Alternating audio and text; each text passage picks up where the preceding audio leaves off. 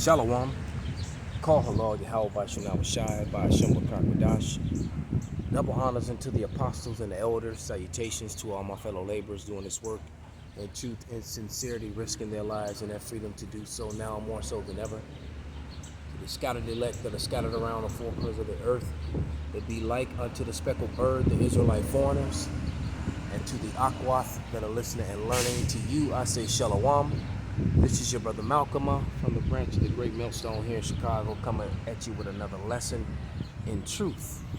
And this is going to be a response to a video. I didn't see the whole thing, but just the title in itself, and the little bit that I did watch, it was very clear what the video was about, and it was called "Just Be Women," and it was a video that was put up by our beloved elder apostle Gabar. And you know, and it was a sister, I think her name was Lawam, serving Yahweh. And there's one thing that the apostle said, and I have to agree with: this modern day way of thinking, philosophies, you know, this the whole feminist thing has crept its way into even the sting of ours with some of the women who have woken up to the fact that they're that we are the people of the Lord, that they are Israelites, and especially women who are actually calling on the name of Yahweh, why Yahweh Shai, all right, and women who are calling on the name of Yahweh, why Yahweh Shai, there's no excuse for you, because you should know better, you know, a lot of things that you do and say, form your lips to say, you know, and thinking that you can just supersede or get around the man when it comes to serving the Lord, all right? And even if you're a woman who believes in the Lord who does not have a man, there's going to be no single women doing their own thing in the kingdom of heaven. The kingdom of heaven is the establishment of the house of David, all right? And there is no women in that structure, in that body of rulership and judging. Point blank, period. It isn't. And it's not going to be on this side either. And don't give me that prophetess garbage. All right? A prophetess, when you look it up, that's the wife of a prophet. Okay? Or the daughter of a prophet. There it is. All right? So let me get a couple scriptures. First one I want to get is in Numbers. I believe it's Numbers.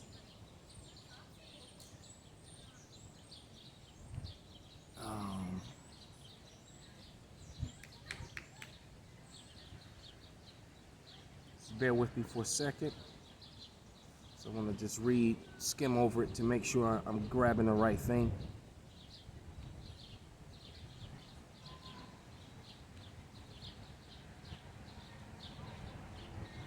Right.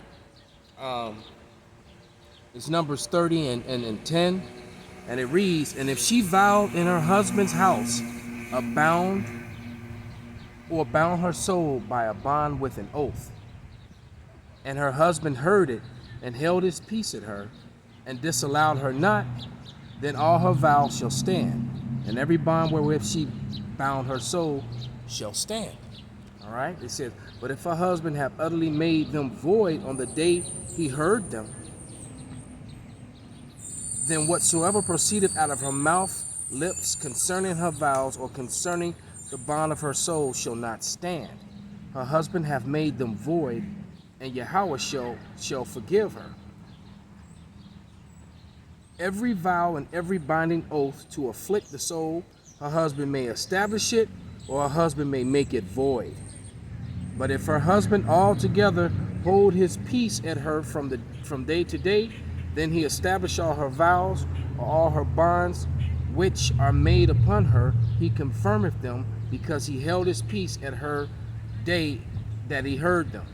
But if he shall in any ways make them void after he have heard them, then he shall bear her iniquity." All right, so basically, if the man wants to make void your prayers to the Lord, he can. The woman can't do the same thing. So you're not equal in the Lord. All right, you're not equal in the eyes of the Lord at all. especially when it comes to the men of the Lord, you know. And some of these women think they try to use the weights and balances of the world to judge spiritual matters, or think that they can teach. And these women that are wrapping their head, all right, and especially these women with the Hebrew names, and this is something you learn over time, man. You know, it's best if you can to not live with your woman. Number two, if you can, not even let her know what you do as far as the work of the Lord. Okay? If any way possible. You know, you just go see her during the week or whenever she comes by your house, you go by her house. All she knows is that you're in the Bible, you're heavy into the Bible, and you believe in the Lord seriously, probably like no one she's ever known. Outside of that, she don't really need to know anything else, because if you love her and she's your woman, she's covered anyway. All right? And I'm telling you that because it'll just make life easier for you. And this is from my own experience. All right? Just my own experiences and what I've seen with other brothers, and you know, and what they go through dealing with their women and their wives. All right? But let me grab a couple scriptures. A couple of these, I know that the elder apostle brought it out, but I'm gonna grab them anyway. This is Proverbs 8:4. All right, and it reads, "Unto you, O men, I call, and my voice is to the sons of man." So the Lord's not calling women to stand for Israel. All right, He's not. And don't try to run and bring up the Deborah thing. The Deborah thing was to shame us, and that was all about Barak. All right. You can't bring up the story of Deborah and not talk about Barak. All right, Barak stood on his feet and did what he was supposed to do, and he ended up running everything like he was supposed to. All right, it was a shame for a woman to be in a position of leadership. All right, the Lord said that He would bring that's a shame. Okay, so you can't make void all the scriptures that clearly state that just because you feel some kind of way. All right, you feel like you can out teach or teach better than the men or help the men teach. No. All right, what a woman can do, all right, is a woman can make videos supporting the ministry as far as teaching the women how to be you know, proper, how to be teaching them womanly and wifely skills and things of that nature. All right, the older women can teach the younger women how to do that. Outside of that, you're not to be instructing on anything. That's out of order. You know, all these women pastors and stuff. See, that's something that Edom brought about, and brought about all that confusion and this pride that these women have. All right, and the Lord hates pride, man. All right, this is Revelation 21:3. And it reads, "And I heard a great voice out of heaven saying, Behold, the tabernacle of God is with men, and He will dwell with them, and they shall be His people, and God Himself shall be with them, and be their power." Okay, so the Lord is going to dwell among and with men. All right, point blank, period. There's no ifs, ands, and buts, or there is no but. You're right. All right, there is no but, man.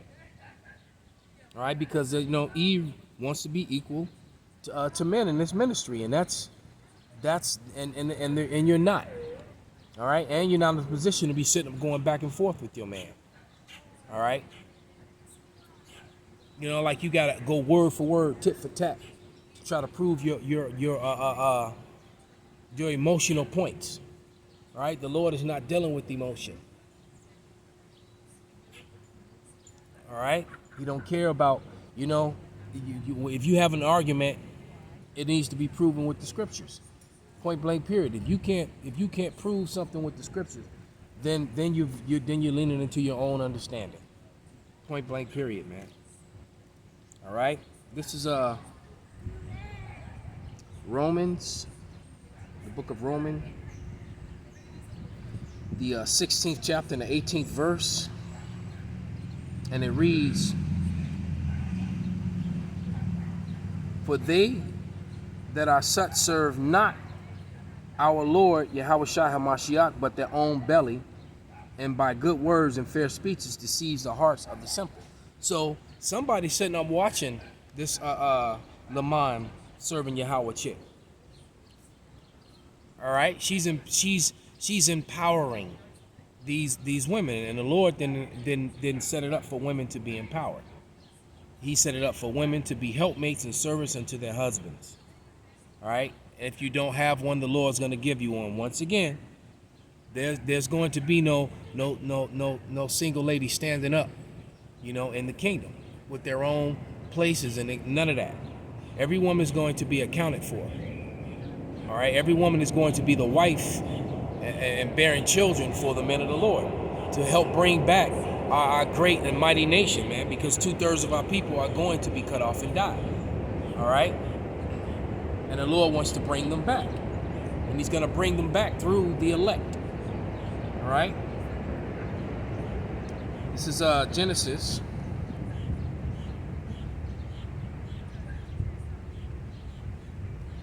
2:18, and it reads, and Yahweh Power said, it is not good that a man should be alone. I will make him an help meet for him. All right, and that's that mate, that woman. All right, shooting down to verse 23, and it says, and Adam said, this is now bone of my bones and flesh of my flesh. She shall be called woman, because she was taken out of the man. See, and that's like I said, the woman is of the man, not the man of the woman. All right, Paul reminds you of that. I believe it's in Corinthians, if I'm not mistaken. All right, therefore shall a man leave his father and his mother, and shall cleave unto his wife, and they shall be one flesh. And they were both naked, and the man and his wife, and they were not ashamed. All right, and that's the way it's supposed to be. All right, the woman under her man. Okay, because remember it says the churlish man is still more righteous than a courteous woman. All right, as a matter of fact, let me get that. That's in Sirach 42:14. Yeah, Sirach 42:14. Better is the churlishness of a man than a courteous woman. A woman, I say, which bringeth shame and reproach. All right, so a woman bringeth shame and reproach, man, in many different ways. The worst way is adultery. An adulterous woman, man, you really got nothing to say about nothing. You have no rebuttal. You have no argument. There is no but once you've done that. Okay? And a woman, definitely has no place teaching it within the church, within the body, unless she's teaching according to how the scripture says. Teaching the younger women, I believe that's in Titus, on how to be wives.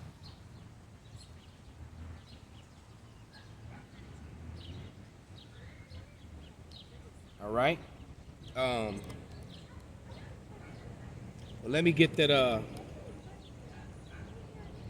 definition of churlish. All right, it says rude, ill-mannered, discourteous. All right, rude in a mean-spirited and surely way. So the Lord is saying that a man like that is still more righteous than a courteous woman.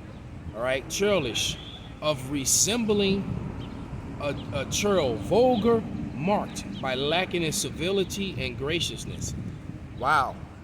So, now you would understand why, that feminist movement to remove the patriarchal book, which is the Bible. The Bible is a book is not very friendly toward women.